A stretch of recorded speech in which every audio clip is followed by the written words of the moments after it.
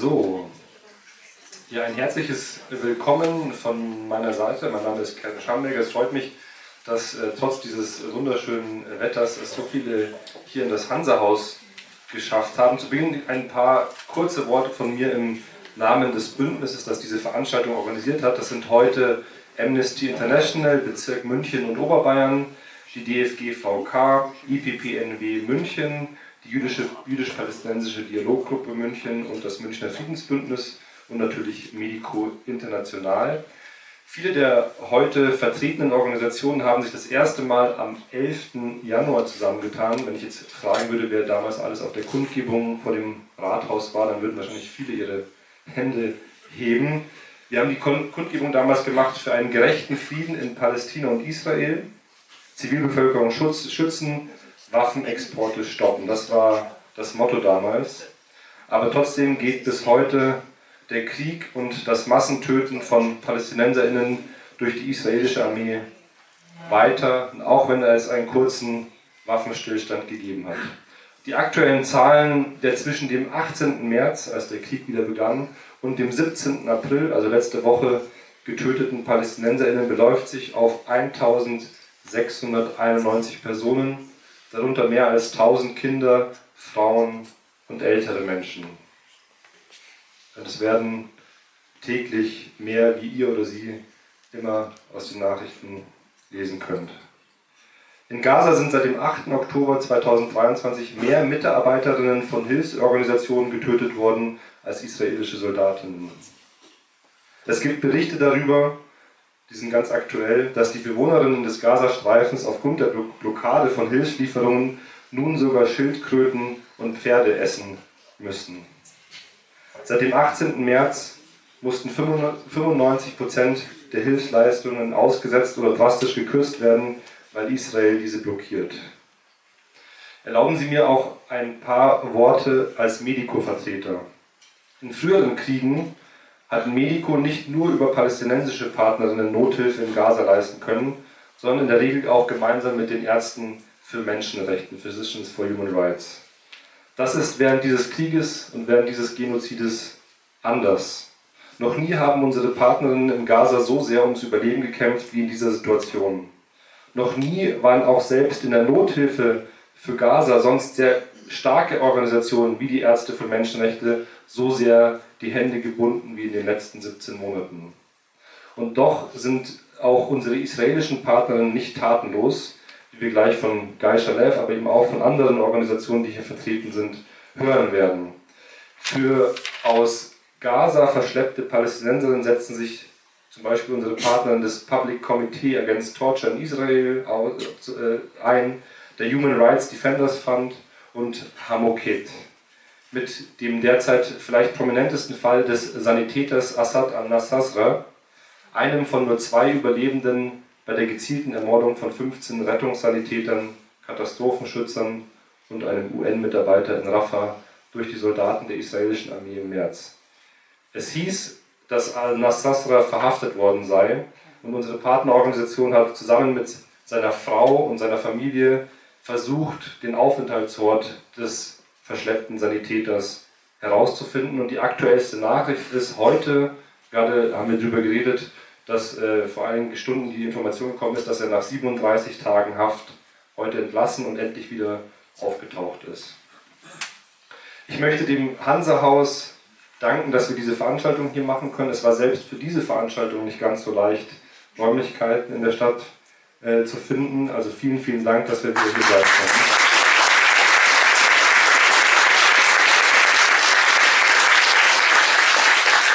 Ich möchte auch jetzt schon den Dolmetscherinnen danken, die für das Publikum hier dolmetschen. 2 Studierende des Fremdspracheninstituts München, Vera und Jossi. Vielen herzlichen Dank, dass ihr übersetzt.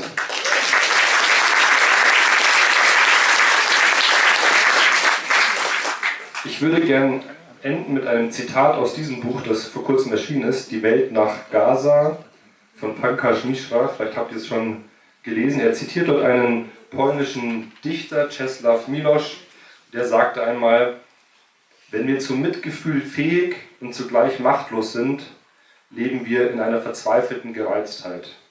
Und ich denke, vielen unter uns hier geht es genauso in den letzten Monaten. Und trotzdem ist es gut, dass Sie und ihr heute so zahlreich gekommen seid. Vielen Dank dafür. Ich übergebe jetzt die Worte an Nadia Bieler, die dankenswerterweise die Moderation heute übernimmt. Vielen Dank.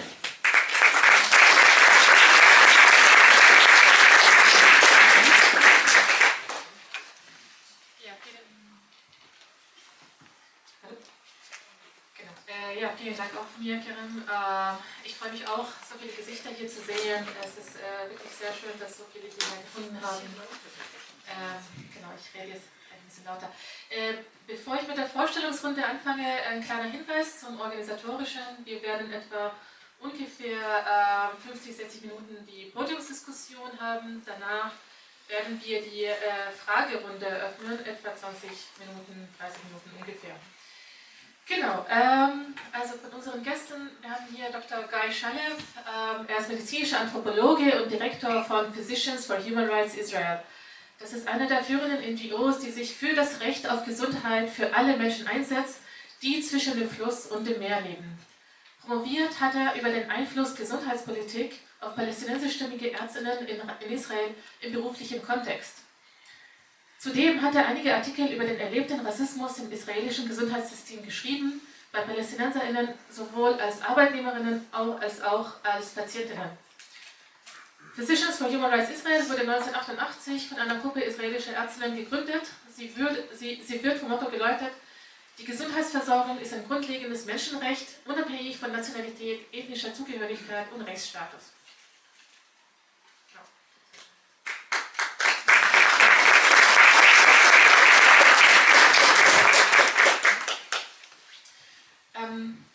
Dr. Nazzal ist Deutsch-Palästinenserin und arbeitet als Augenchirurgin in Deutschland. Sie war zu Beginn des Jahres im Rahmen einer medizinischen Mission in Gaza, um dort viele der verletzten Augen zu behandeln und koordiniert mit Fachkolleginnen weltweit die Unterstützung der augenärztlichen Versorgung in Gaza. Nebenberuflich ist Dr. Nazzal in den palästina-solidarischen Gruppen Palästina spricht, Berlin und Stop Arming Israel Germany aktiv. Denn sie ist überzeugt, dass der Ursprung des Genozids in Gaza zunächst einmal durch politische Arbeit behandelt werden muss.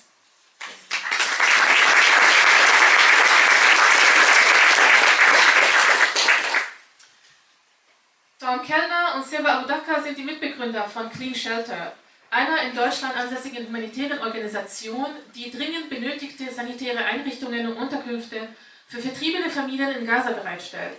Kellner ist jüdische Israelin aus Haifa, die in Berlin lebt und als Cellistin und Literaturdozentin arbeitet, während Abudaqa eine Palästinenserin aus dem südlichen Gazastreifen ist, die derzeit in München lebt und als Beraterin für eine Frauenrechts-NGO tätig ist.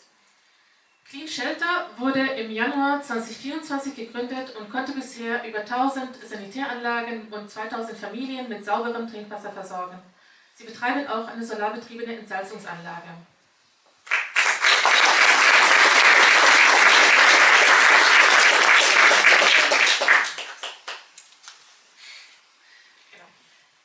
Das sind unsere Gäste für heute Abend. Mein Name ist Dr. Nadia Bieler. Ich bin Ärztin für Neurologie und Psychiatrie und bin Mitglied der ärztlichen Friedensorganisation IPPNW, Ärztinnen und Ärzte zur Verhütung des Atomkriegs. Die IPPNW setzt sich für den Frieden und Menschenrechte überall auf der Welt ein. Genau, dann würde ich sagen, fangen wir mal an. Genau. Die Diskussion wird primär auf Englisch und auf Deutsch fortgeführt. So, Dr. Shalev, my first question goes to you. One of the most prominent examples lately was the massacre of 15 healthcare workers on March the 23rd, out of which 8 were workers of the Red Crescent. And the others were civil defense responders and 1 UN staff member. I would like to ask you if you have how your organization, Physicians for Human Rights, how they reacted to that, and maybe perhaps out of the Israeli perspective, how the reaction was from the media, since the video surfaced. Right.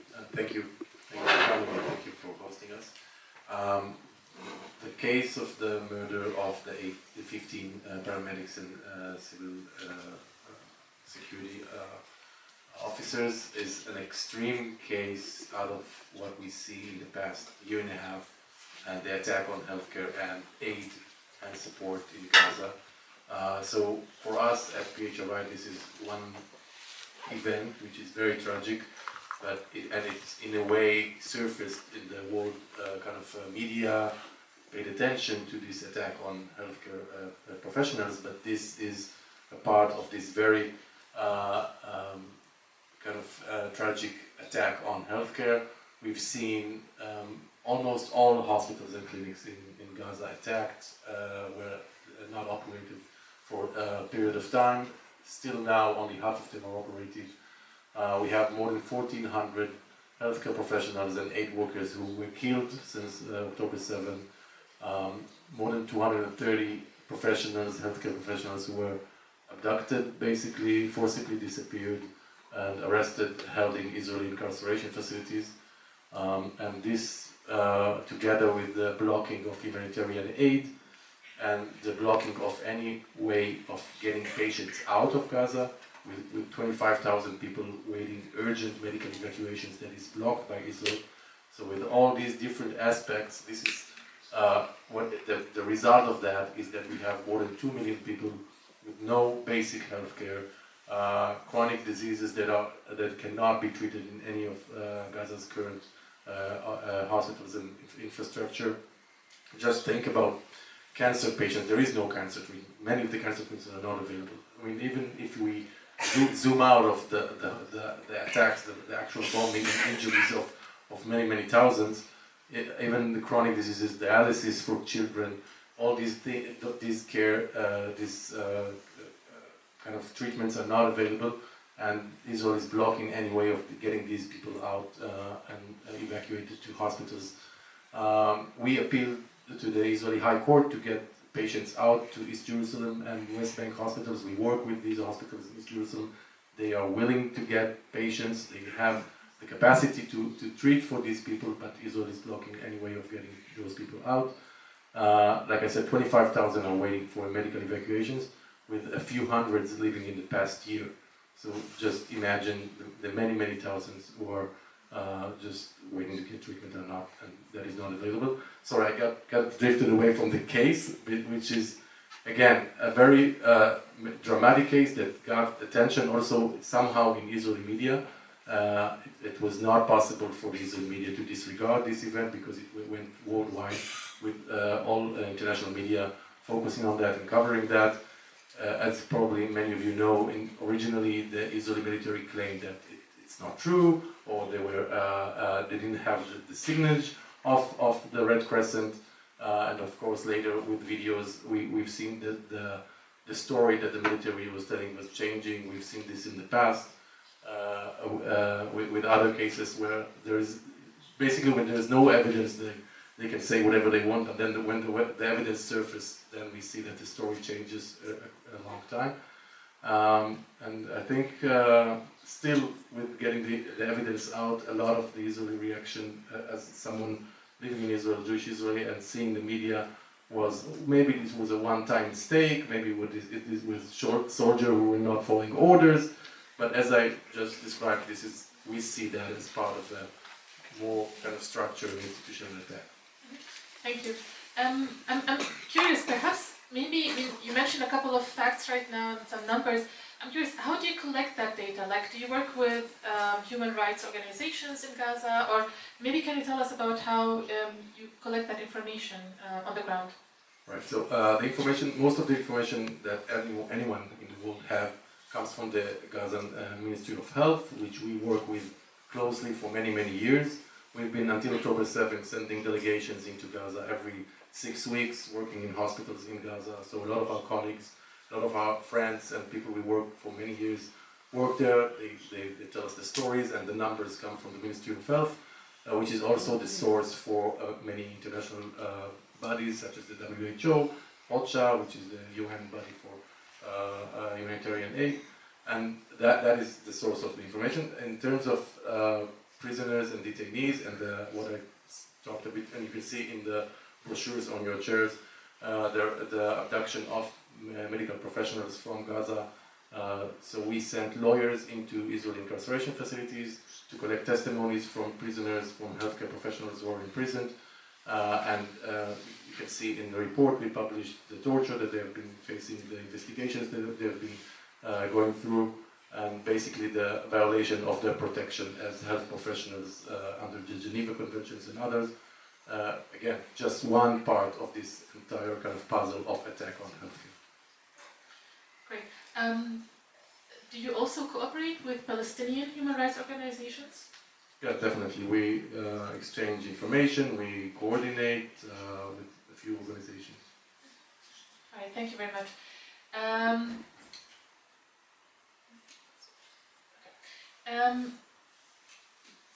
Our next point will be a presentation from Dr. Nazzal about her experiences on the ground in Gaza. Again, as mentioned before, she went to Gaza a few months ago, and so you will get a first-hand experience of how's it like to be a doctor trying to provide healthcare for the people in Gaza.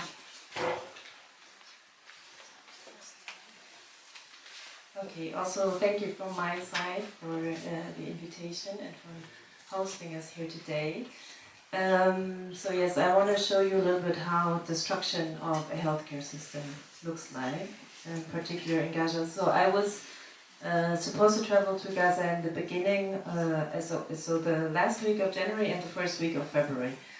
Things changed a little bit, but I'm going to come to that in a bit. So it was this year, so just a couple of weeks ago. So as the Rafah border crossing, so the border between Egypt and Gaza is closed currently, all the medical missions have to go through Amman, so through Jordan. So all the doctors that were signed up for this mission met in Amman on the day before the supposed entry. And then approximately 9 hours before the scheduled departure to the border crossing to Gaza, we received the final confirmation from Kogat, so from the Israeli body that controls what medical missions and what medical aid gets to enter into Gaza and what not. They told us who's allowed to enter and who is not allowed to enter. So the majority of my team that I traveled with, they came from the United States, and they all took, we all took holiday off of our work time schedules. And so a lot of them came from really far away to get there, and then you need to understand that some of them were actually refused and were sent back. So we were a team of 18 people, and finally when we got the result at 9 p.m. in the evening, 4 of us got declined immediately, and then 14 of us got the permission to go. So on this map here you can see the trip that we were supposed to take, so from Amman and then to the Jordanian border crossing, then the Israeli border crossing, then from there to Abu Salim, which is the entry point to Gaza. In normal circumstances, as the distance isn't that far, it should be only a trip of 3.5 hours, but for us it was 10 hours instead. So this was the first crossing, it was the Jordanian side, so over there we were already waiting for around 3 or 4 hours for the Jordanian officials to control our passports. So you can see some of our colleagues are already lying on the ground, they've been so tired waiting. And here we got the confirmation to get to go, and I took a photo at this point because this is the crossing point between Jordan and Israel, and it was the first time for me to get to actually exit the bus because there was so much traffic, so I was kind of excited and I thought I would take a selfie in that situation. So there is approximately only 2 kilometers between these two points, but there's no private cars that are actually allowed to cross. It's only one specific company that gets to go. And then after we crossed the Israeli side, so all of us got through, the 14 doctors and nurses, we received this message that there were shootings in Rafah. So we were not allowed to get to travel to Gaza on that day. So the entire team was sent back to Jordan. This was after 10 hours of traveling. And so of course everybody was extremely devastated. So this was in the last week of January, so it was during the ceasefire, the so-called supposed ceasefire. So now we're fast forwarding basically. This is 1 week later because only an entire week later we were allowed to take another attempt at getting to enter Gaza. So this was one of the tanks that we saw on the way to Gaza, so very close to the border crossing. That's why I said supposed ceasefire, because there were bombings on an everyday basis still. And here you can see they were still sending a tank into the direction of Kerem Abu Salim. And so we coordinated, of course, with all the other NGOs as well, so with the United Nations. So here you can see the Red Crescent. So now we're still on the Israeli side of the Kerem Abu Salim crossing. So our team was 14 people, and the United Nations sent in around 30 people, not just healthcare workers, also others. So I have a time limit. Okay. Okay. So, and this was after we got to enter Kerem Abu Salim. So this is the Jordanian side, the Gazan side. Yeah, basically you see a severe, extreme security fence system here, let's say. Not just fences, but actually entire murals. So I can tell you, we were forced to cross Kerem Abu Salim walking, which is not that far. It was around 300 or 400 meters. But while walking through all these gates and through the mural and through this huge iron gate, I really had the feeling that I'm entering a prison. It was, it was literally like, okay, I know for sure now I'm gonna enter this place and there's no way getting back out that easily. So there's no way back, basically. But anyways, all of us were quite relieved that we finally got to go there. And you can see the sun is already setting. So even on the second attempt, it took us an entire 10 hours to get to enter Gaza. So, and this is the ride. So this is the entire area of Kerem Abu Salim, driving to Rafah. So as you can see, there is literally nothing. There's not a single building standing. And this is our driver, Abu Zaki, who had just recently survived an attack. So his van, like the front window, is destroyed.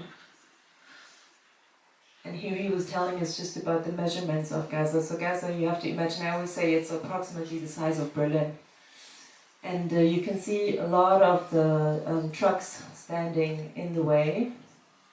So some of them waiting to get to exit again. That was the time when the Rafah crossing was open for medical aid to enter. But you can also see there are a lot of trucks that are still loaded that didn't even get to enter yet.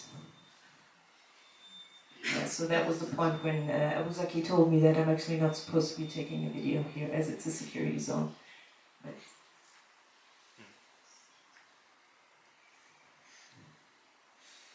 okay, and now I want to show you some of the images of the hospitals. So this is the view of Nazzal Hospital in Khan Yunis.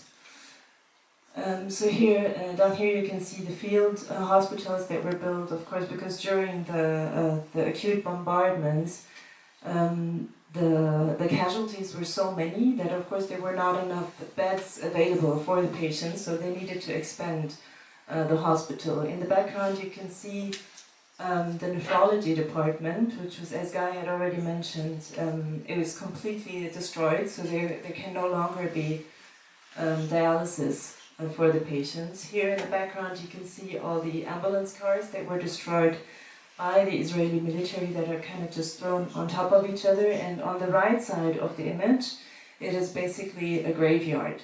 So that's where all of the patients that didn't make it, that were murdered, were buried, just because all the cemeteries are basically also flooded with human beings, so they had to start using the grounds of the hospital as cemeteries. This is again the dialysis department.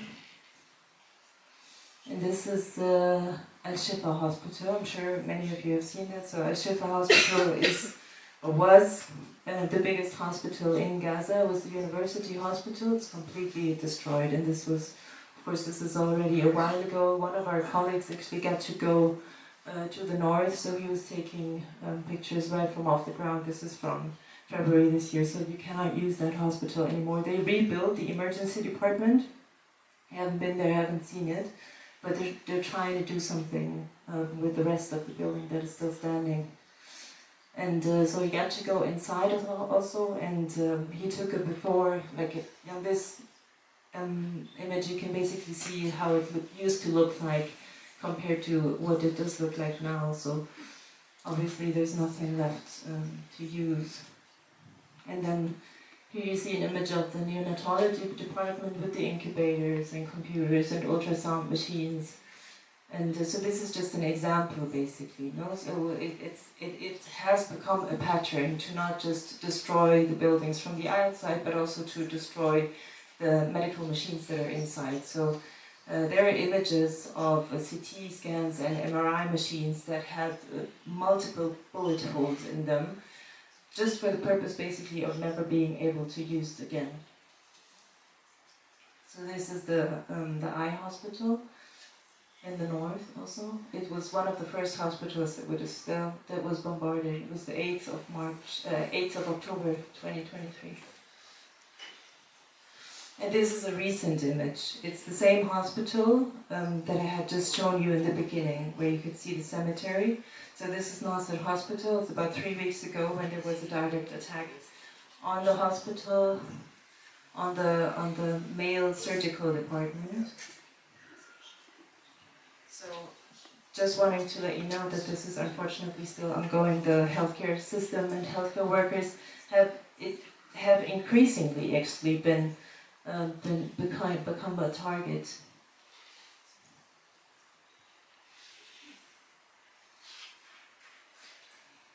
Okay, now I just want to mention this because we're very close to Elbit Systems here in Munich.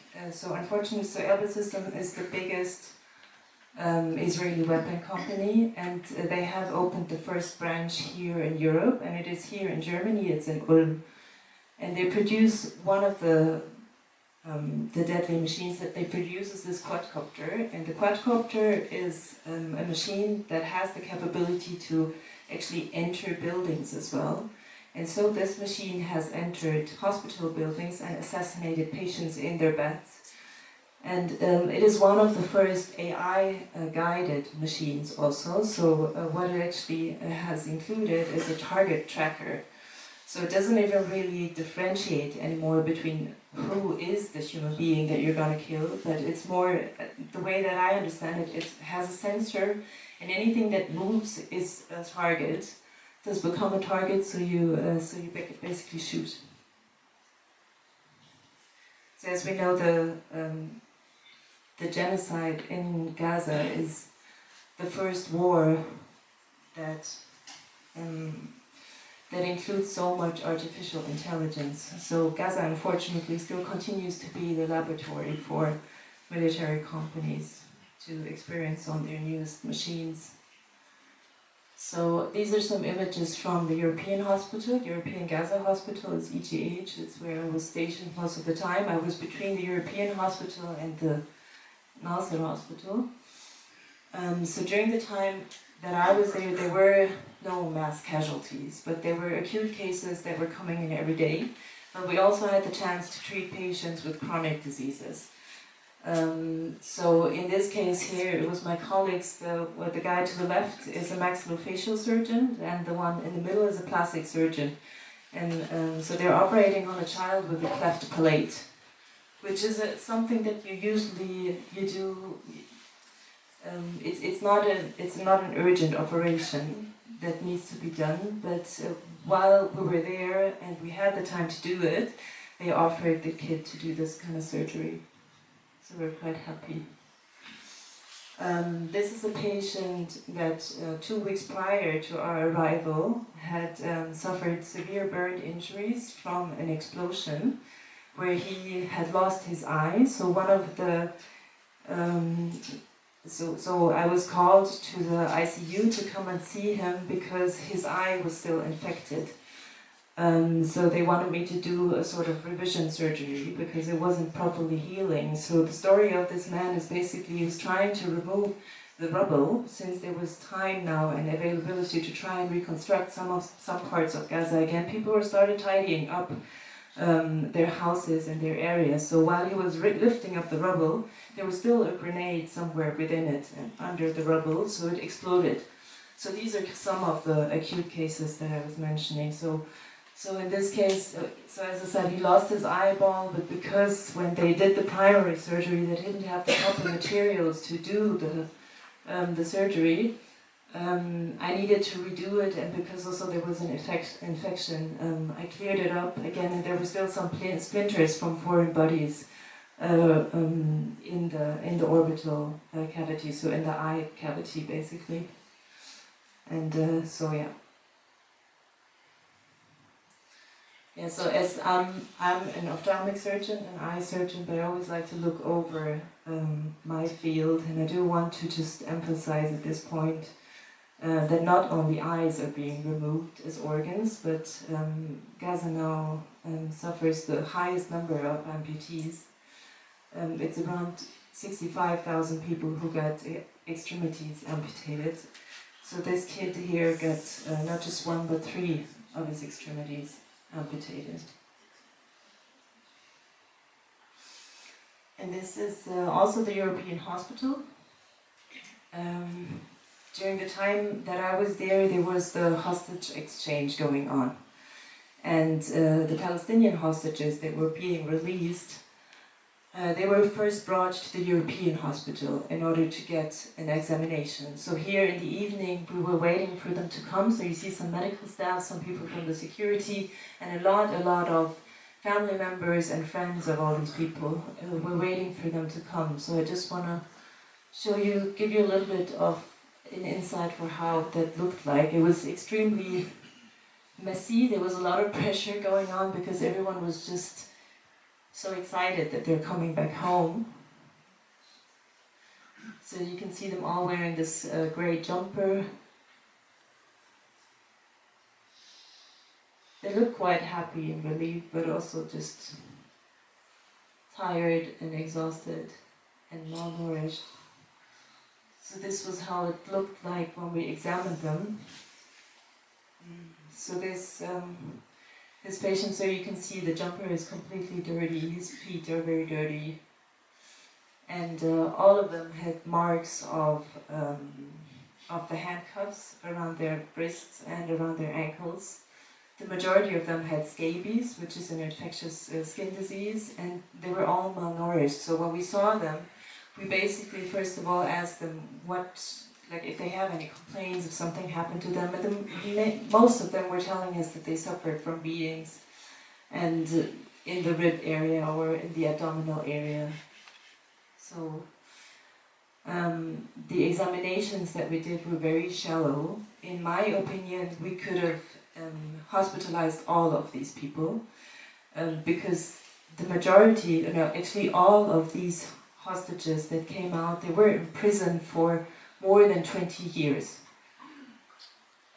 So the one that I think was 34 was the maximum that I spoke to. On that evening, 24 people were released. And of all these prisoners, none of them actually came from Gaza originally.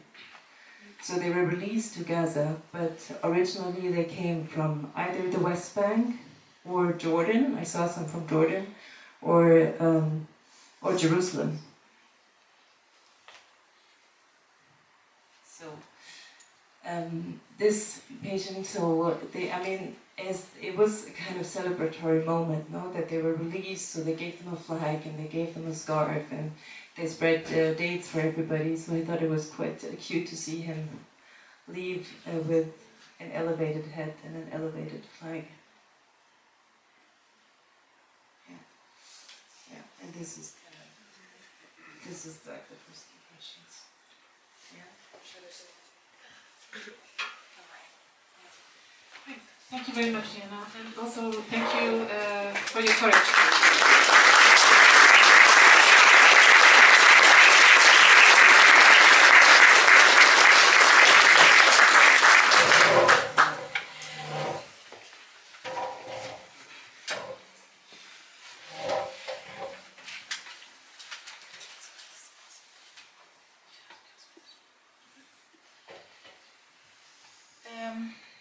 thank you again. It must have been a very, very difficult decision to just go there. Yeah, perhaps we might talk a bit more about another, perhaps not directly health-related subject, but yet still very vital for the health situation, and that is water. So perhaps Tom and Seba, would you like to tell us a bit about what challenges you faced while initiating the project of Clean Shelter, what accusations you had to deal with, what are the things that you were able to overcome in order to be able to succeed in implementing the project? It works? Okay. Hello everyone, thank you very much for your interest in the cause and for being here. My name is Seba, I'm from Palestine, Gaza specific, and I'm a co-founder with Tom Kellner of Clean Shelter. And Clean Shelter is the German NGO that founded and registered in 2024 as to do a humanitarian aid for displaced communities in Gaza. And we mainly focus on providing shelter, sanitation, and also now we are doing water products. And well, maybe Diana just mentioned many of the challenges, trying to enter as internationals, as doctors, trying to be in Gaza and give the help. They've passed through many borders, and sometimes it doesn't work. It worked with you, but many times it doesn't work. Especially now when we want to deliver material and equipment, when we want energy, because to provide anything we will need energy, and the fuel prices are getting very high. And we were a small organization depending on individual donations, and we couldn't buy anything like in Gaza. We wanted to sustain our work. We couldn't find material in Gaza. Actually, we did kind of measures in order to we adopted do-it-yourself approach in order to be able to do tents to provide clean water, but still a lot of cost was involved in order to do that. Also, for us, Tom and I, we couldn't go there and see, and we had to do everything from afar with communication. Even communication sometimes was very difficult. I remember in the beginning of Clean Shelter, we couldn't contact our team for 5 days, and Tom was asking me, "So, are you just? How can you be that calm?" "Oh, Tom, we're used to this because I have a family there, and I experienced this many times that I lose connection with them for 5 days, for a week, and then they're back and they say, hey, now we can contact." Everything was very expensive, everything was not available, and also everything we do is at risk. We cannot control risk because we cannot guarantee 100% if we provide shelter and toilets in this place that will remain there, because people may get evacuation order, they will have to leave everything. And we have to consider moving all the equipment we put, or all the infrastructure we did, to another location. And also sometimes with the movement and with the chaos happening, we lose everything that we did somehow, it gets stolen or destroyed or whatever, many things. So we needed to make peace with this kind of loss, because working in crisis, whether we choose, we want to serve people or we don't want to serve people. And if we want to serve people in this kind of circumstances, you will have to take the risk. So these are the main challenges that we are facing, but still maybe Tom can add more. Do you remember anything that I missed? Yeah, so I want to add only the perspective that links this to public health. So, of course, waste management is a huge issue in camps with displaced people. In Al-Moasi, which was determined as the so-called humanitarian zone or safe zone in Gaza, it's neither one of these, but because it wasn't so populated before the war, this is the reason it was chosen as a designated area for these new camps for displaced persons. And one of the first things, and this is actually, I think, our first motivation to work in Gaza, was that we realized through needs assessment on the ground that while a lot of bigger organizations are bringing tents and are providing food, for instance, toilets are a thing that is overlooked many times. I think it has to do with the fact that there's a lot of chaos, there are a lot of big issues, and there's also the assumption that people can find their own solutions for their own waste, which is maybe a reasonable assumption for the first week or two, but not for a year and a half. I think also, or we think that this is also a feminist issue, because men pee all over the place, whereas women cannot. And women usually take care of the children, they take care of the elderly, so they have to have, more facilities and also more privacy when it comes to toilets. So this is more or less how we started. Then around May, we started getting a lot of reports about a lot of waterborne diseases in the camps and the area. A lot of children with skin diseases, people were washing with salt water and water that is highly salinated and polluted, and this created a lot of diseases, also kidney failures, also hepatitis A, which usually is not supposed to be lethal, but in conditions of such malnutrition and also already a lot of underlying diseases and so on, people were actually dying from, stupid reasons. So we started purchasing water and delivering it at the beginning in the south, then in the middle areas of Gaza. During the ceasefire, when you were in Gaza, we started also working in the north, because that was actually the only 2 months of a time frame that we could do more substantial work there.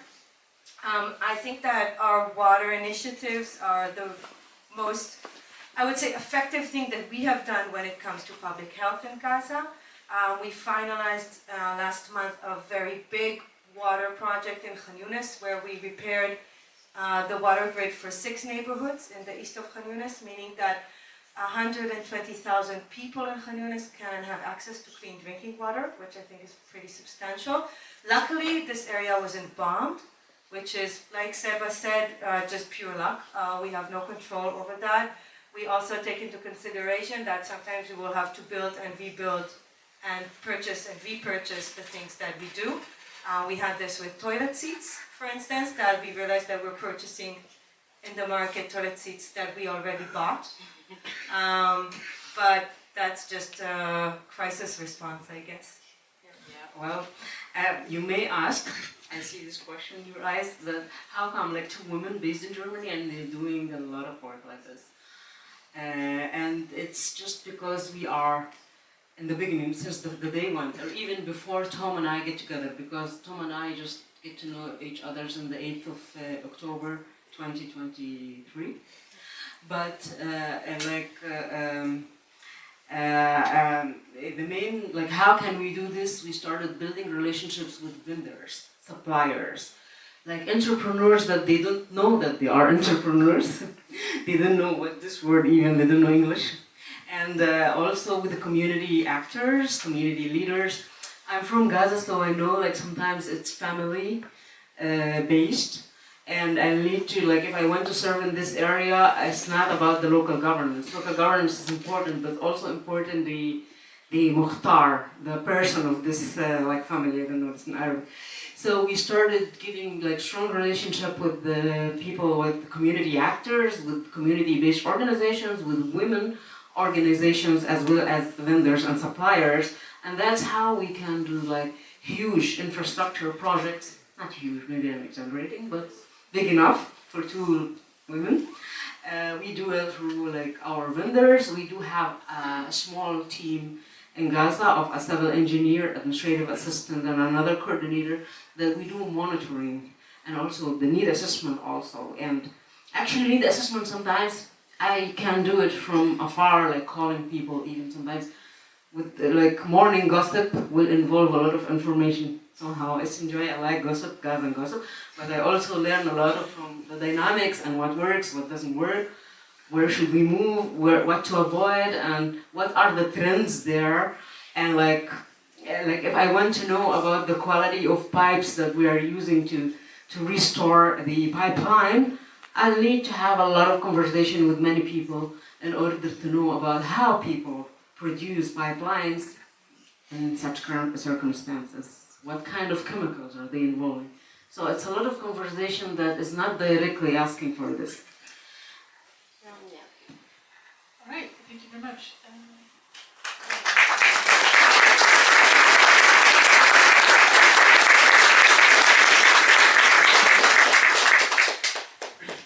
Perhaps just a follow-up question to that. So, since the blockade was reinitiated in Gaza, reinstalled since I think the 18th of March, how has that hindered your work?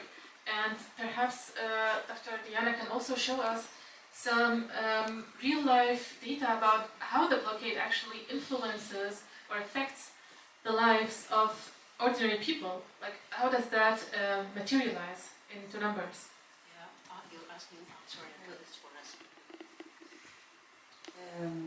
Yes, I kind of just, I think it just underlines what Seba just said. So right when I came back to Germany after the trip, I actually spoke to Abudaqa, so the driver, and I asked him, Abudaqa, can you help me understand the developments of the inflation rates in Gaza?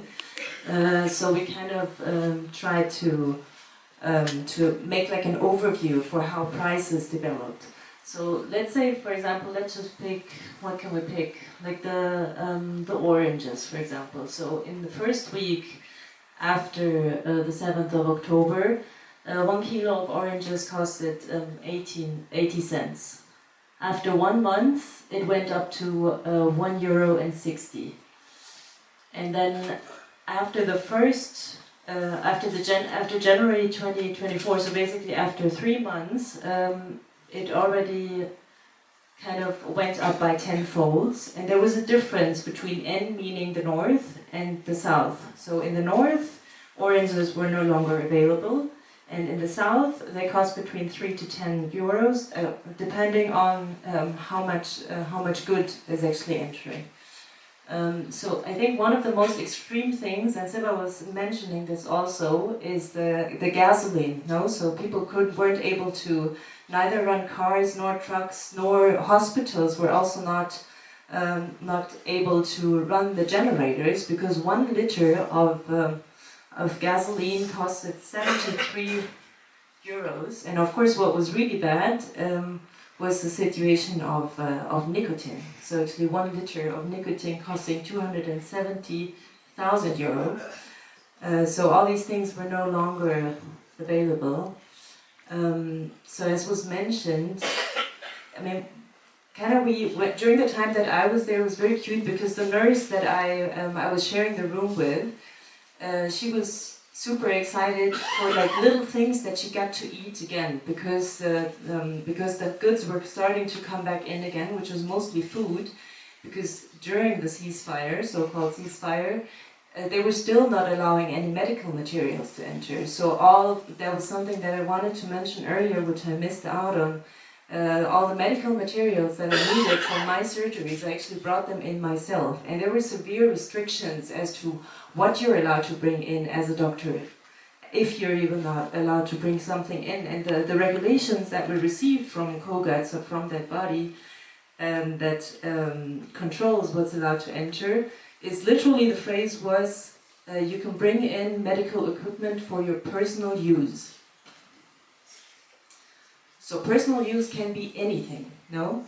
And it is intended that it is this arbitrary, because if you leave it as blurry as that the slogan, then basically the border guard can decide on that day, depending on his mood or on if he likes your face or not, or I don't know on what exactly, if you're allowed to enter with that amount of equipment or not.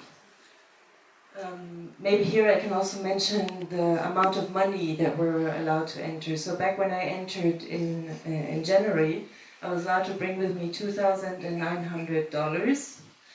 And I tried to go back into Gaza in March, on the 11th of March of this year, mostly because I was just so frustrated that our mission was reduced to only 1 week, and I was not allowed to extend in that 1 week, that I tried to go again, like, to the next possible moment that I got.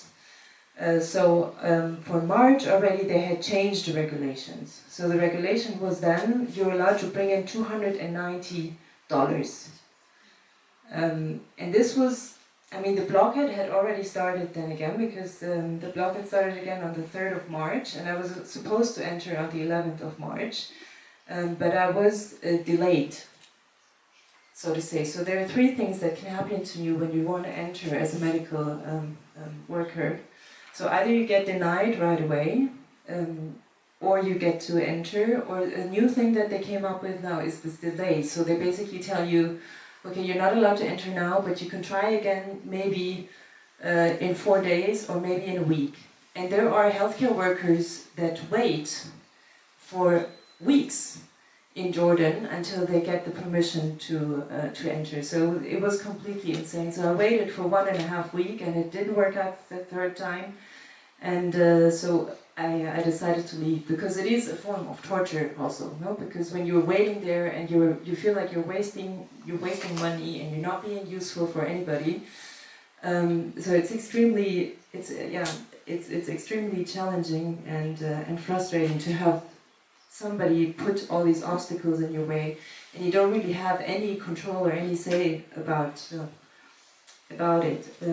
So coming back to this, obviously all of this causes exactly that. So severe malnutrition, so a lot of the kids are suffering that. So right now, I think there are 65,000 children that have been hospitalized, or that are being hospitalized currently while we're speaking now, because of malnutrition. Because the blockade has been going on since the 3rd of March now. So you get to imagine it's been more than 50 days that there's literally nothing is entering Gaza at the moment. So my colleagues, when I speak to them now and I tell them, okay, I'm invited to this talk, what do you want me to like point out for this talk now? What's like most urgent? And they literally tell me there's no food, Tell them we're locked up and we're not getting anything to eat. So that's why I'm emphasizing this at that point again. Yes, of course, more than just food. It's about the complications that you have to go through with the medical equipment. It's just insane, and a lot of the things. I mean, one of my colleagues that was supposed to enter with me in January on the 2nd attempt, he was actually sent back because, according to the border guard, he had too much equipment with him. And he actually risked that the entire mission was going to be cancelled as well. And so he had too much money with him. So what happened then actually is that they took the money from him and it disappeared. So that's also another thing that needs to be spoken about. I think there are a lot of things, especially the journey of trying to go there. People don't speak about that much, because what you see on the ground, of course, there's severe devastation. But for me, that experience of just the trip. And also tell us a bit more about the reports about the torture, the practice of torture that has been taking place in certain prisons, for example, like in Stetiman, in Medico, in Ofer. You know, like there are the prominent examples of Dr. Adnan al-Bursh, who was the orthopedic head of a hospital that was kidnapped and died due to severe torture, and right now people are still wondering if that is the same fate that's going to happen to Dr. Bassam Abu Safia, which is also another medical director. Dr. Perhaps you can tell us a bit more about your work about that. So like I said, this is part of the general attack, and so in terms of like the different facilities in Israel that held Palestinians since October 7, so there were founded two military camps to hold many of the detainees, and in addition to that, the Israeli prison service, the IPS, also was holding many more Palestinian prisoners than before October 7.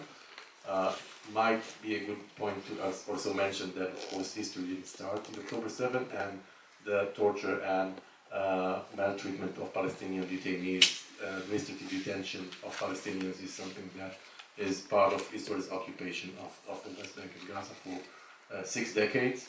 Actually, some of the prisoners that you met after many years in Israeli prison were victims of medical neglect. This is something we are working for many years.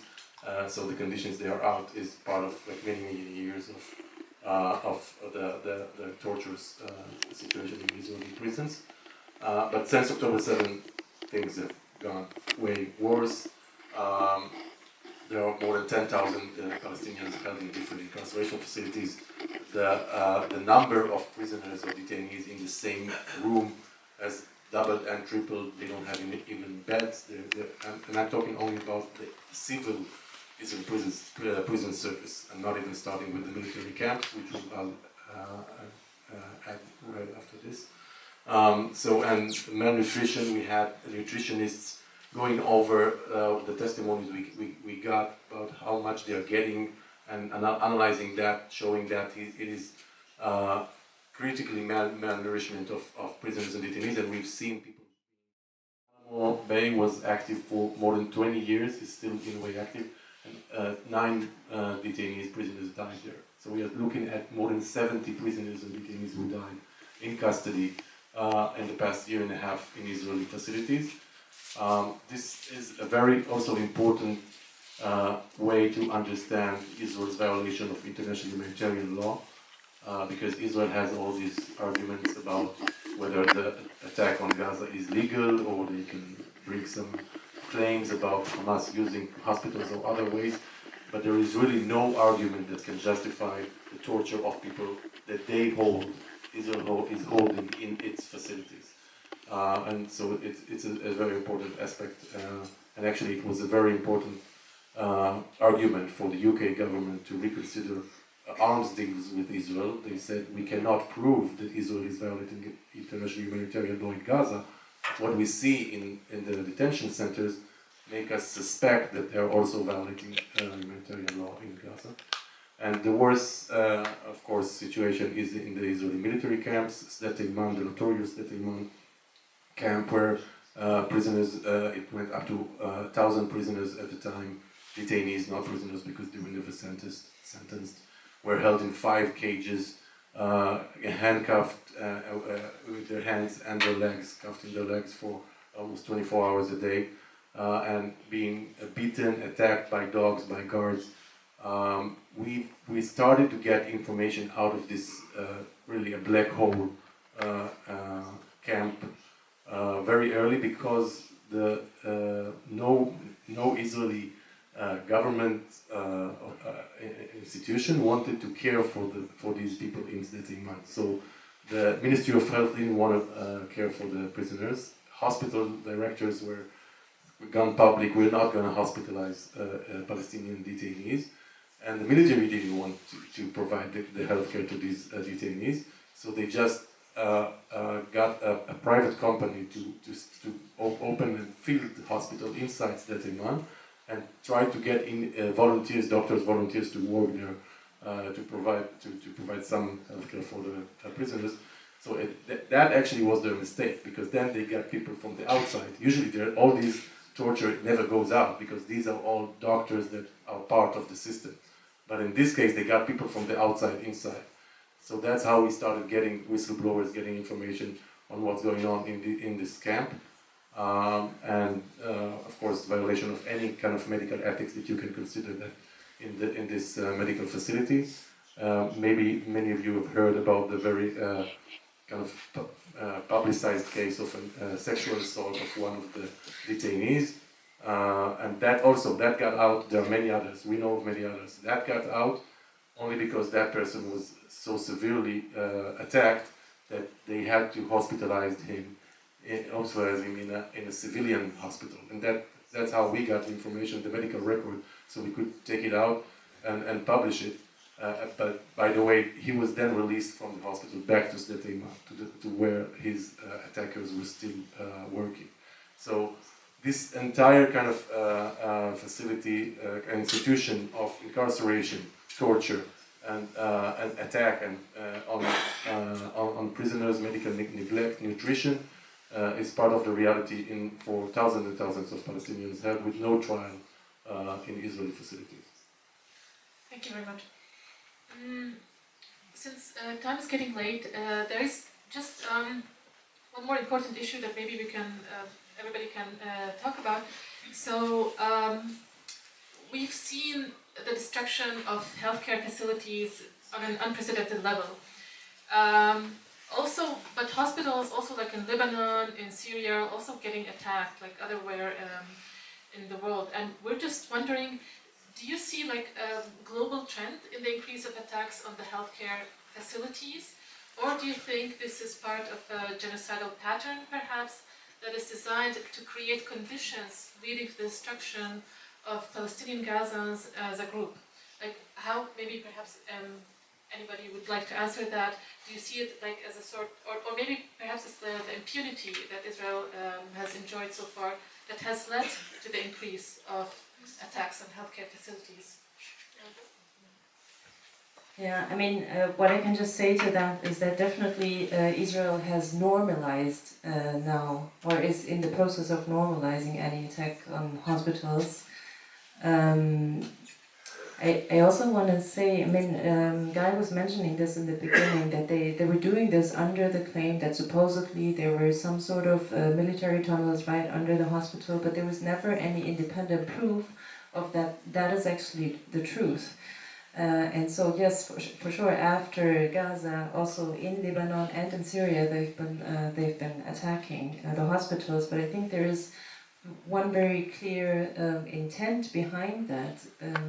Destroying the healthcare system aids in the genocide in itself. It does accelerate the ethnic cleansing of Gaza in itself, because if you do not have any measures to treat all these acutely or injured patients, or the chronically ill patients, maybe patients with diabetes or renal failures, or the cancer patients, you cannot treat any of these, so they will all eventually die. So it is an essential part of the strategy of the intent of the ethnic cleansing of Gaza. And I might add. No, I thought that we were doing it like this. Please go ahead and then we do it after. So I just wanted to add that this, in fact, we know from previous cases in Syria, for example, that when the regime wanted an area ethnically cleansed or cleansed, they attacked the hospital. This is the way to get people out. And in Gaza, we've seen that from day one. Israel issued evacuation orders to 22 hospitals just in one week after October 7th, 22nd of October. So there is no even a way to rationalize that in terms of, did they have information, did they have intelligence of 22 different hospitals, all in the north side of Gaza? And of course, we haven't seen the evidence afterwards. An extreme case is the Kamal Adwan Hospital in North Gaza, which was the only kind of substantial medical facility that was left in North Gaza, and it was attacked for a month daily before it was finally destroyed and burned. And we appealed to the Israeli High Court to stop these attacks, and then again, 2 days before it was destroyed, we demanded an immediate discussion with that will stop this attack. And the military responded to our appeal. No, everything is okay. We are in touch with people in the hospital. We are caring for. We are allowing the hospital to continue operate. 2 days afterwards, they destructed the entire hospital, arrested hundreds of medical professionals, including Hussam Bousafia, who is still held in Israeli facilities. Thank you.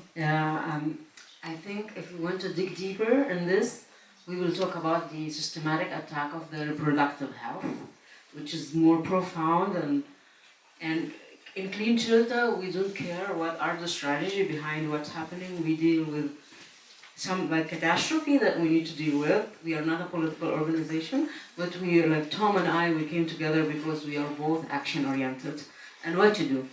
And starting with water, delivering clean water, delivering like protection for women, protection camp. We started this project recently, like we're launching our first protection camp for women, women-led households. We are also doing like a water project that we are linking the Mawasi area, which just doesn't have any infrastructure, because before the war it wasn't like populated actually, and now it's after the evacuation from Rafah.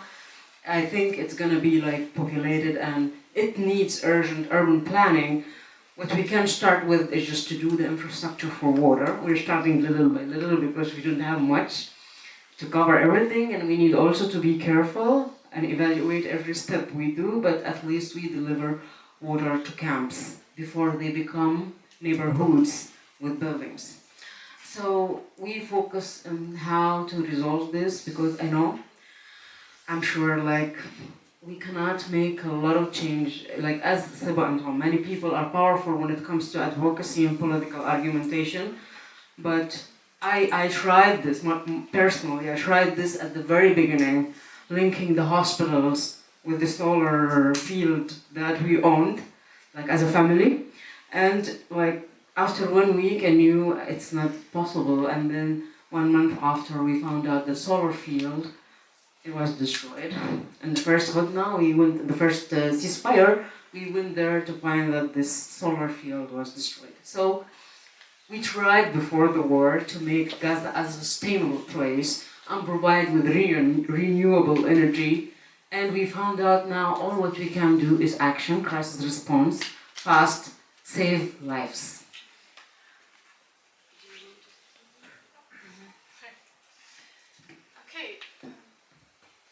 Okay, thank you very, very much to our guests. We may now open the round of questions, Q&A. Yes, so who would like to start?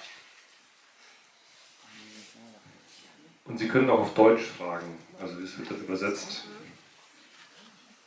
Okay. Maybe we collect 3 questions.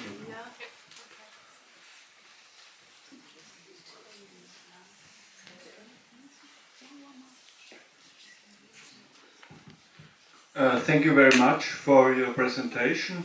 I want to ask you what your side is, how we can help in Germany. What can we do here?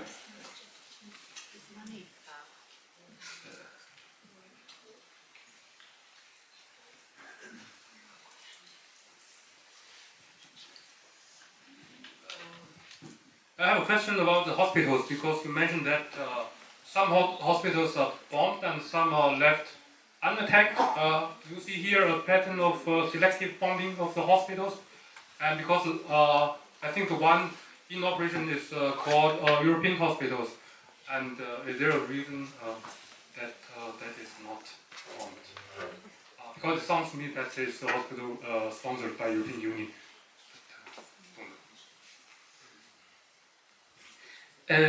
Thank you very much. So my question is, have you ever get in contact with European or Western government officials about what you've seen, and how much do these officials trust what you are saying? Do they really consider you as trustworthy sources? Because there was this press conference just 2 days ago where a government official of Germany is being asked whether Israel has committed war crimes, and the answer was still unclear. And my question is, how, if we have people like you on the field?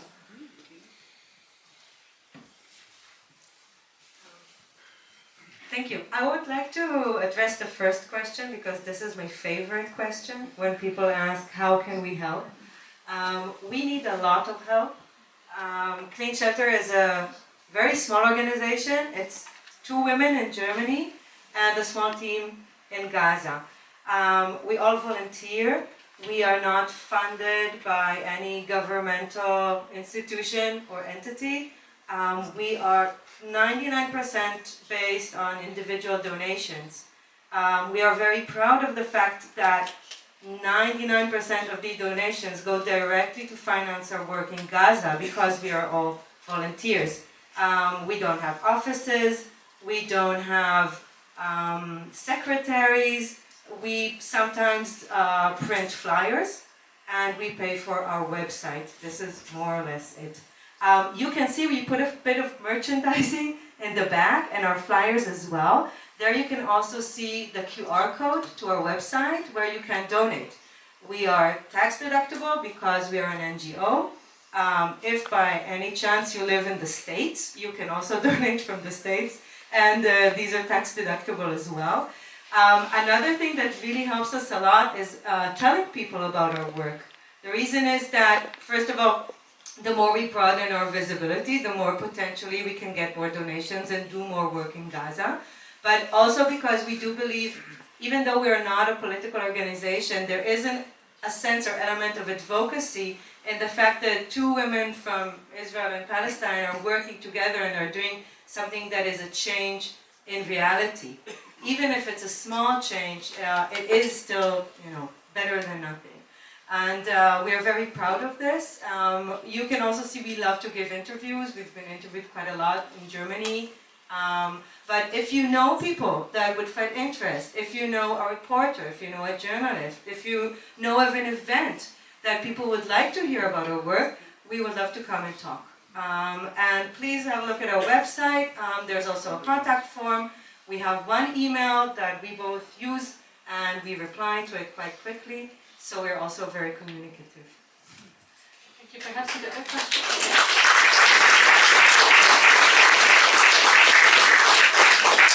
Yes, I can say firsthand that the work is really important, and we appreciate it very much.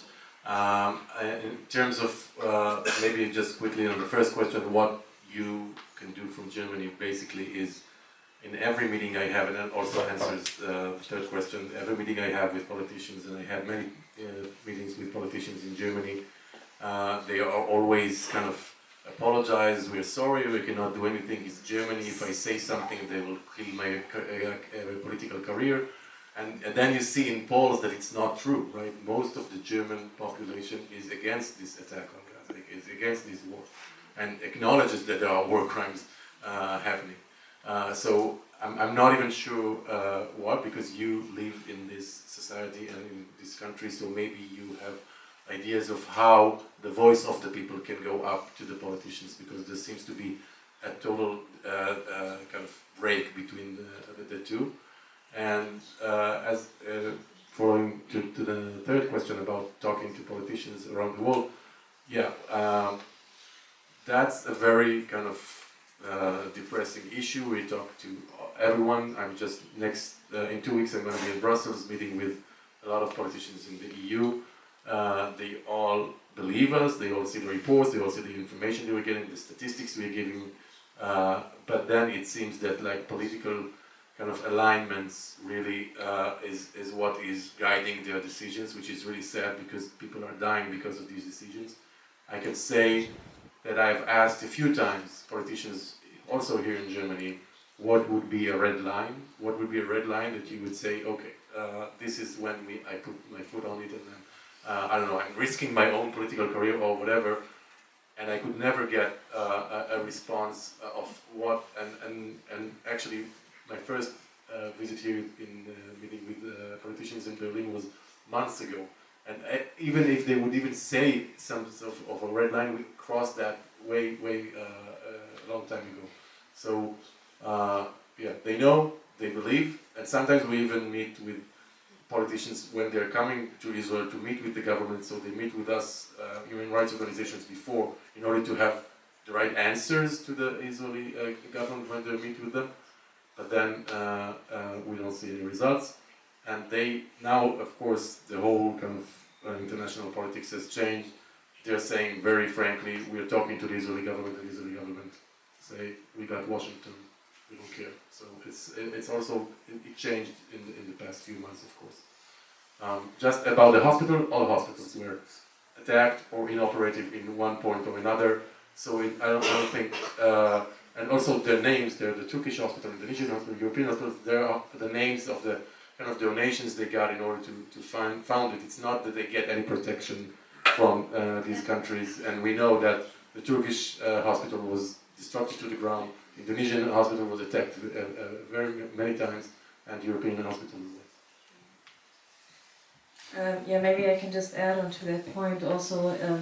Also, the European hospital was bombed. There were bullet holes everywhere in the walls of the European hospital, and the European hospital was evacuated as well in the middle of the last year. So all the hospitals are affected, and there is not a single fully functioning hospital in Gaza. The ones that are still there are partially functioning with the little means that they have to do so. But there is not one hospital that is really fully in action anymore. And about the European governments, I also think it's a bit depressing. I have been in touch with American healthcare workers a lot as I've traveled with them now, and they seem to have an easier access to their politicians on the ground. So they actually approach the congressmen and they hear them out. So somehow that is a place where I've been trying to have my voice heard. But unfortunately, I mean, the truth to the matter is the majority of them already know, but their goals are just different. So they're not going to change the regulations. It's only the masses. Like, well, I think what really helps is if we manage to bring it out to the public, especially here in Germany. More and more people need to know and hear about what is going on, because the German media doesn't inform about what is happening in Gaza. And you know, the mindset of most people here is very different from the major part of the world, where you still have the historical responsibility towards the Jews, which they're abusing in that way or misusing in that way, to try and protect their complete covering up of what the Israeli government is doing. And there are many things that we can do from here, and besides donations and speaking about it. I mean, speaking about it also what is in my mind, what we have been trying to also advocate for and do is actually political educational work at schools even, because where I actually see a little bit of hope also for Germany is our future, is the children and the students that are very outspoken and daring to do something. So if you do have access to a school and you know teachers that are interested in inviting Palestinians to tell their stories and their own experiences, so that is one thing that can be done besides also donations. But then again, also political pressure. So writing to the representatives of your area and reminding them of what is going on. I know with Palestine Speaks we had this campaign where you could actually we picked out certain individuals, maybe journalists or representatives in the German government, that were using, just as an example, genocidal speech and dehumanizing Palestinians in their public speeches. So what you can actually do is, how do you say, so you accuse them, you sue them, yes, thank you, exactly. You can actually sue them. So in that way, they will receive a letter home, and the more people do that, the more they will feel under pressure. And so truth to the matter is, there were polls in Germany where more than 70% of the German population is not in supporting what Israel is doing right now. So why then is our German government still until now sending military goods to Israel?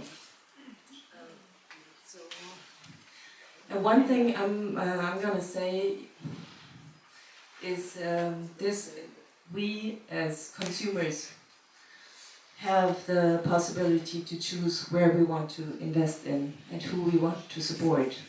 So a boycott, divestment and sanctions of companies that are, for example, based in settlements, or when you have universities that are based in settlements, or corporations between universities, that is a way of also putting more pressure on the Israeli government and on the people on the ground in order to implement a change. Because up until now, I mean, there are several courts running. I mean, the International Court of Justice has just been working and talking about Gaza for the past 2 days again. And the Israeli government didn't even care to send a representative there in order to hear what the judges have to say. So I think that in itself already is a message also of, okay, whatever you say, we don't really care, we don't take you for real. So there needs to be more pressure on the Israeli government in order for them to understand that they cannot just do whatever they want to. Thank you. I would just...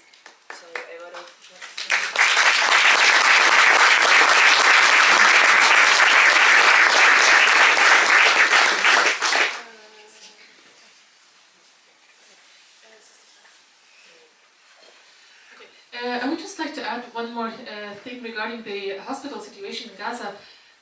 Perhaps some of you remember the evening that Mera 25 organized in December, where we collected some donations for a hospital in Gaza, for an Auda hospital in Gaza.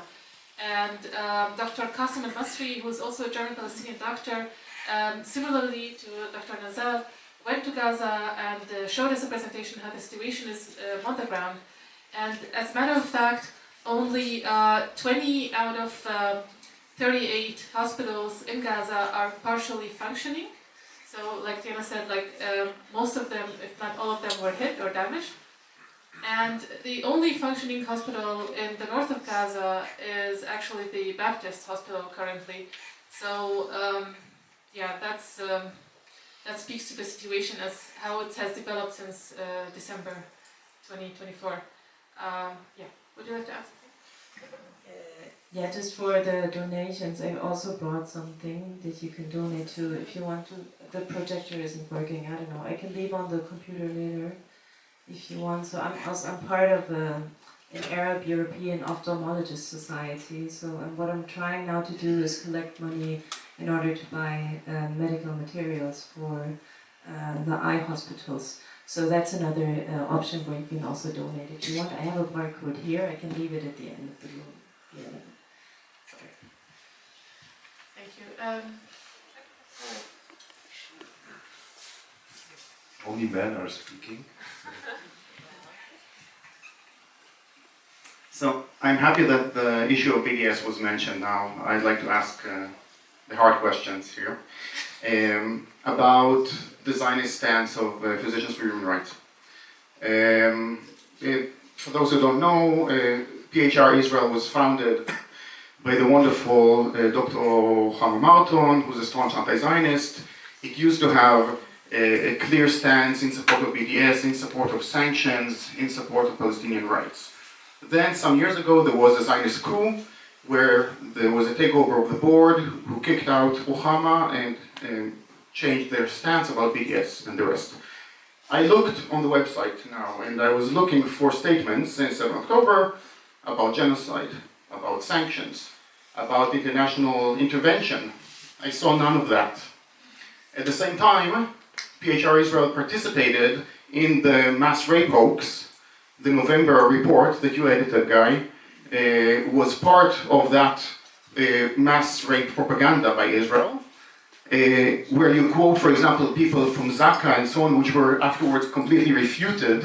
These were completely proven to be all lies. It took 6 months. Only in May 2024 you published a clarification where you retract some of the statements made in that report.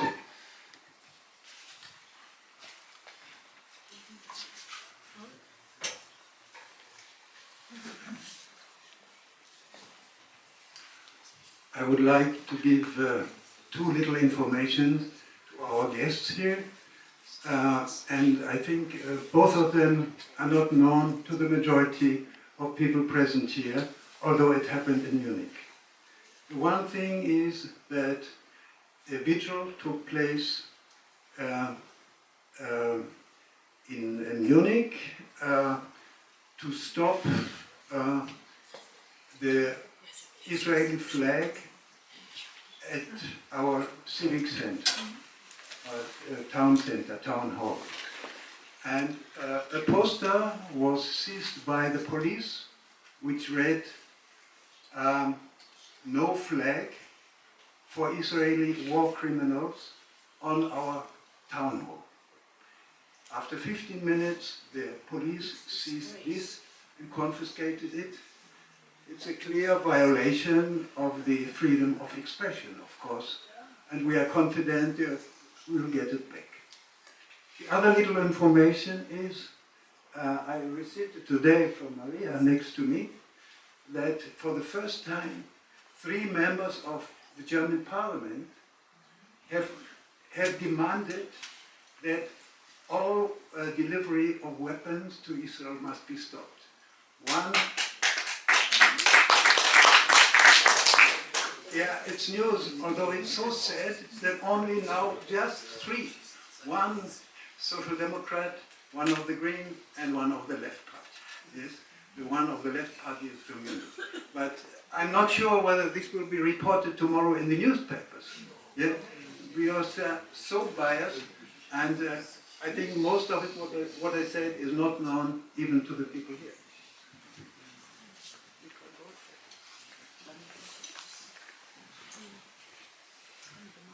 When I saw the prices you showed us on your PowerPoint presentation, I'm wondering who is able to pay these prices for the food, and how is commerce in Gaza working?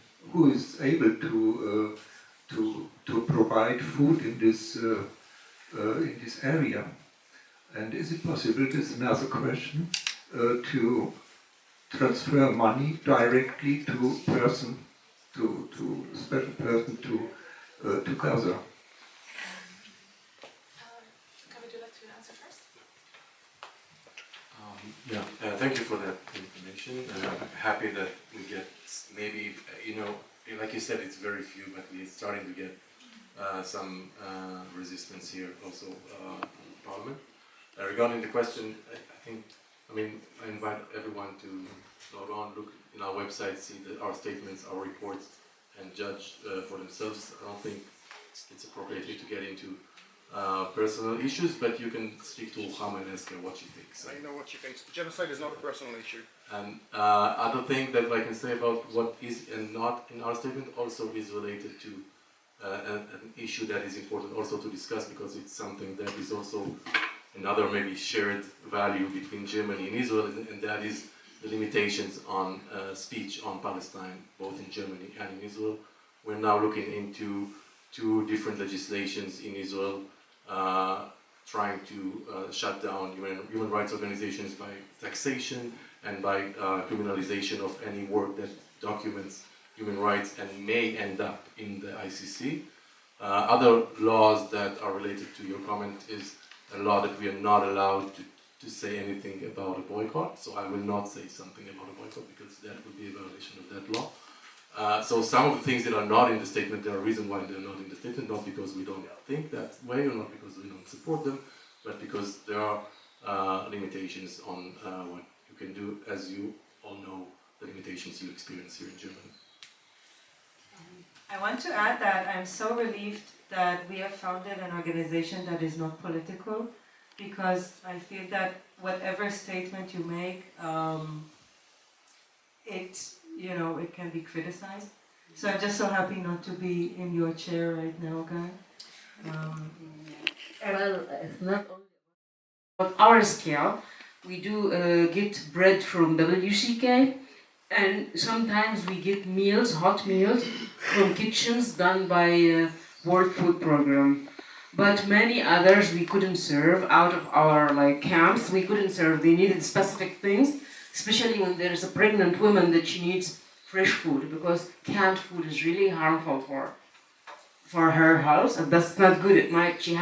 She might have discouraged because of this, and that's why when we mentioned reproductive health earlier, or the health of newborn babies, which is something fundamental. That is my answer. Thank you.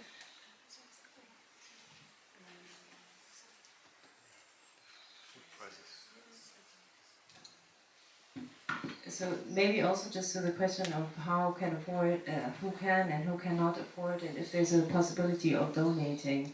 there is a possibility of donating. Some people have, not everybody has, but some people have bank accounts there. So if you know somebody in person, you can donate there. I have heard also that you can actually donate to PayPal accounts right away. That is something, and then they use digital currency also to purchase things. I haven't looked into that, so I don't really know for sure how that works. But yeah, for sure, it's not easy to get money inside for the moment. And I just want to mention something about laws. So I've recently been on a panel with a colleague and a comrade who is a lawyer of international law, and she clearly stated that laws are not what will protect us right now from the genocide and from the continuous murder. So what will protect us here also in Germany is the movement of the people. So speaking up about things happening. So we cannot wait for laws to change in order for us to bring change. The change needs to come from the public and from the masses. And only then will there be change.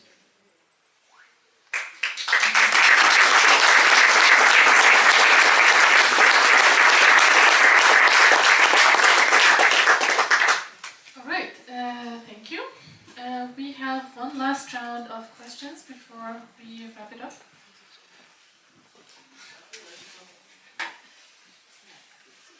Finally, some women, so they all can speak now.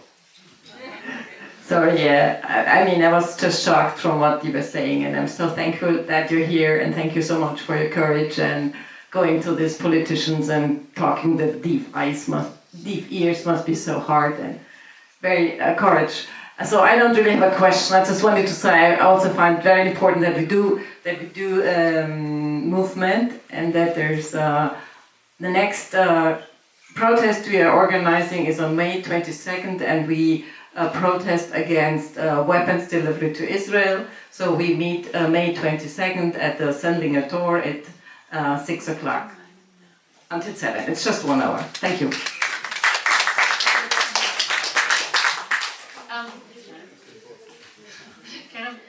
Yeah. Does that count as a question, or do we get another one? Okay. This is a question concerning what is happening in Israel. How the society in Israel is doing something, is manifesting against what is happening in Gaza.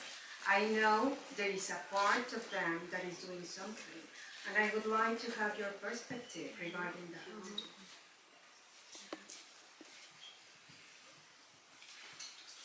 My question is for Clean Shelter.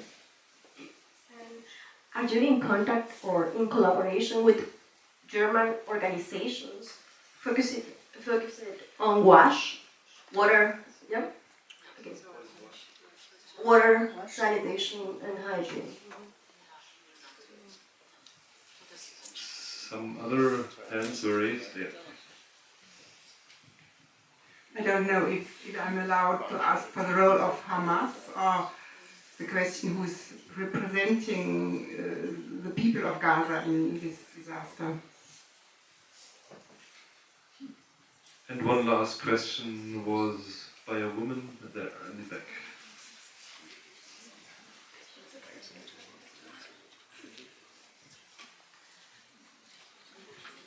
Yeah, maybe you can say also something about the long-term health issues like with asbestos, now which will come out of all the rubble.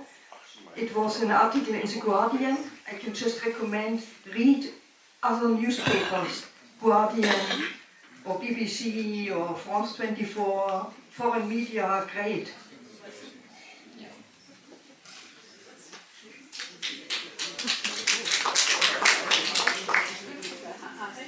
I can answer the question about the Israeli society.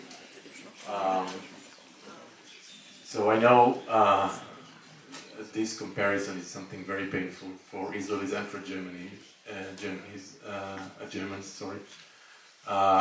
but growing up in Israel, our entire education of history was about the Holocaust, basically.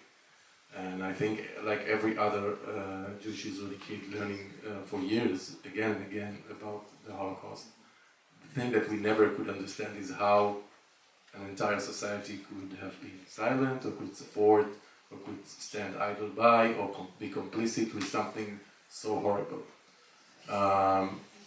And I think we all got an answer now in Israel, because you see the media, you see the vast majority of the Jewish Israeli public that is in support of this attack on Gaza. It doesn't matter what information they get.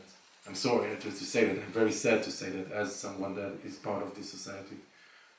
We do a lot of work in education, especially with medical professionals in faculties of medicine and nursing, and we try to get people to think about people that are being attacked in such a vicious way. So that's the most important thing to understand, that as an entire society is being enlisted to this project. Also, I want to say that there are few people and few organizations that are brave enough to resist, and by saying resist, it's just calling to stop the attack is a form of resistance. Calling to refuse to serve in the military is resistance. Standing with a picture of a Gazan child that just other people will understand what the consequences of this attack is a form of resistance. So, in a way, there is some, I guess, it's very hard to find hope, but there is some hope in these very small acts of resistance, and we know from history that even that resistance always lives, and there's always, even in small acts, you can see that and get maybe hope for the future. But basically, I think apart from of course, the real victims of this attack, and these are the Gazans and Palestinians also in the West Bank, we didn't talk about that, I'm truly sad to see what's happened to my society, and I'm not sure how they will recover. And that is part of what I'm also speaking with German politicians and others. We want you to help us. I mean, by helping us as Israelis is not allowing the Israeli government to do whatever they want. This is not helping me as an Israeli. It's not giving me any safety. There are still sirens in Tel Aviv. I go with my kids to the safe room every other week. I'm not more safe because of that attack. The economy, the society, everything is much weaker because of that attack. So what we call the international community, or whatever that means, international community, because we've seen it means almost nothing in the past year and a half, is to help us, I don't know, save us from ourselves in a way.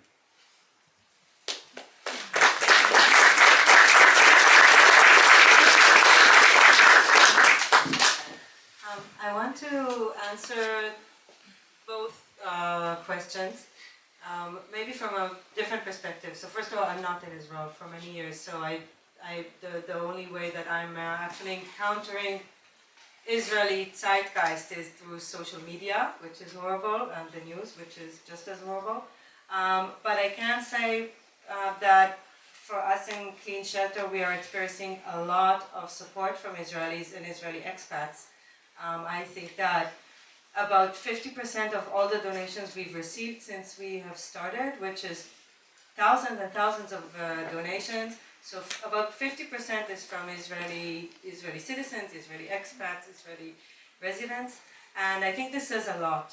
I think a lot of people are quiet, a lot of people are compliant, and a lot of people are feeling helpless and powerless, and don't really know what to do.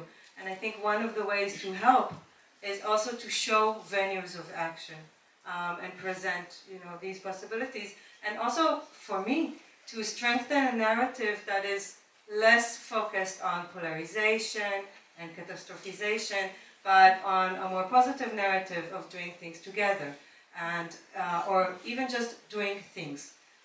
So this is one point that I would like to stress. The other is about the question about WASH organizations and clusters here in Germany. Well, we've actually approached, I think, almost everyone, and we have been, you know, when we got answers, these were negative answers.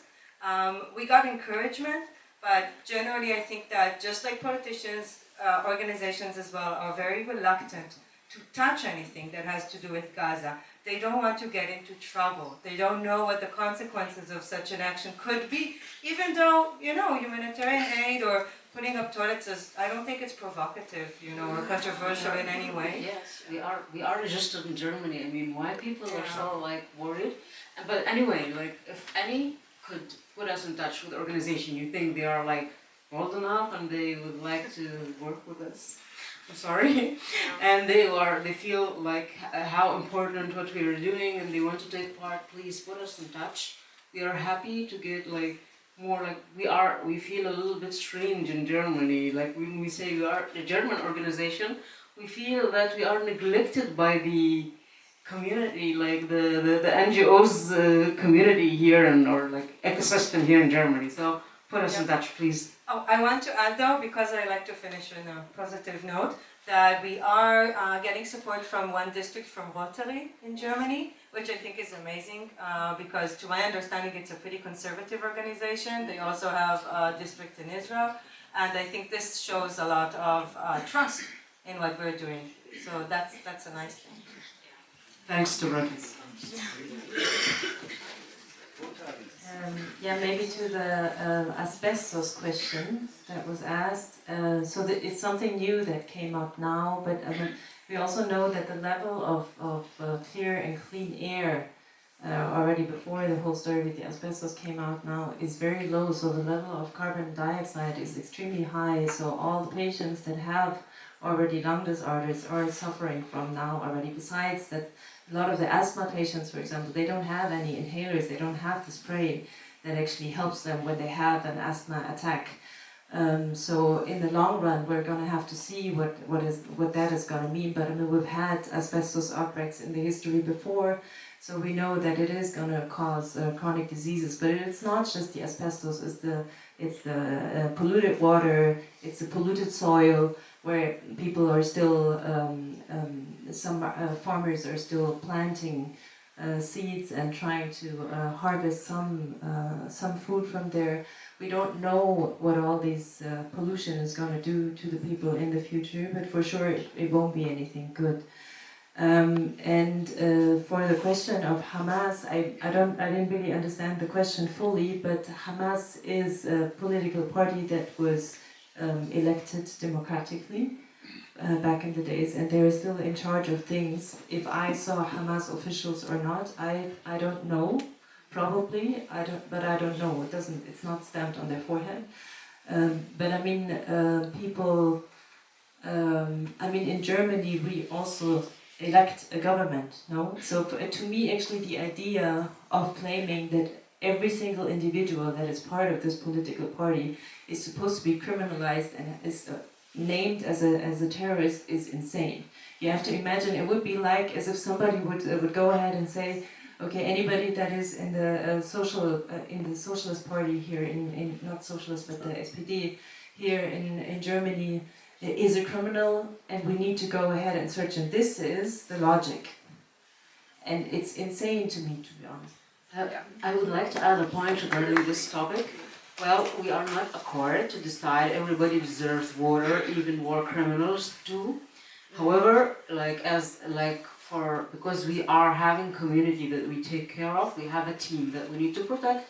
We are checking every individual that is getting closer to our entity, to our work, in order to make sure that none of Hamas or armed groups in general, people who are, whether we are convinced or not, it's not the time to talk about beliefs and our values, but we want to protect our community and team. It's a huge responsibility that we are avoiding people. How do we vet people?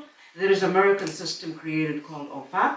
We put the names and we know if this person is wanted by any of the American or Israeli system or not. Believe it or not, we went against or not, our values or not, but we have to do this measure to protect our vulnerable communities.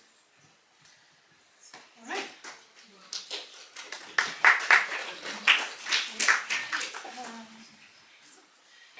So again, from me, from my side.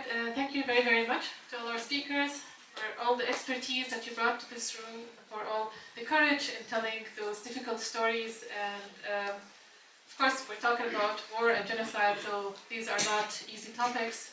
But thanks to you as well, to the audience, for your interest in our evening.